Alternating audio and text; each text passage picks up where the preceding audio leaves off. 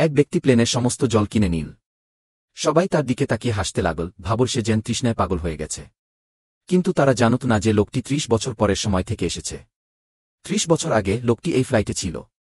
হঠাৎ মাঝপথে প্লেনটি একটি বজ্রঝড়ের মুখে পড়ে। প্লেনের ইঞ্জিনে বাজ পড়ল। ফলস্বরূপ ৮০ ভাগ লোক প্রাণ হারাল। মাত্র কয়েকজন বেঁচে থাকা ব্যক্তি একটি জনমানবহীন দ্বীপে নামলেন।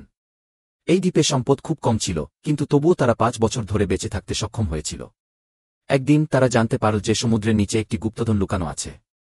সেই গুপ্তধনে একটি চাবি ছিল যা একটি জাহাজ চালু করতে পারত, যা তাদের দ্বীপ ছেড়ে যেতে সাহায্য করতে পারত। তাই লোকটি তার প্রেমিকার সাথে সেই গুপ্তধন খুঁজতে গেল। কিন্তু যখনই তারা সেটি খুঁজে পেল, তার প্রেমিকা হঠাৎ তাকে আক্রমণ করল।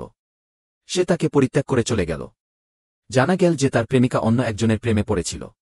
সে সবসময় গুপ্তধনটি নিজের জন্য নিতে চাইত, কিন্তু সে জানত না যে লোকটি মারা যায়নি। অন্য একজন জীবিত মেয়ে তাকে বাঁচিয়েছিল। সেই মুহূর্তে লোকটি অবশেষে তার প্রেমিকার আসল রূপ দেখতে পেল। সে তাদের উপর প্রতিশোধ নেওয়ার সিদ্ধান্ত নিল, কিন্তু তখন অনেক দেরি হয়ে গেছে। একটি বিশাল সুনামি হঠাৎ আঘাত হানল। দ্বীপের সবকিছু গ্রাস হয়ে গেল। মারা যাওয়ার আগে লোকটি সত্যিই তার প্রেমিকার প্রেমে পড়ার জন্য অনুশোচনা করল। এর পরিবর্তে সে শুধু সেই মেয়েটির ঋণ শোধ করতে চেয়েছিল যে তাকে বাঁচিয়েছিল। ঈশ্বর তার ইচ্ছা শুনলেন।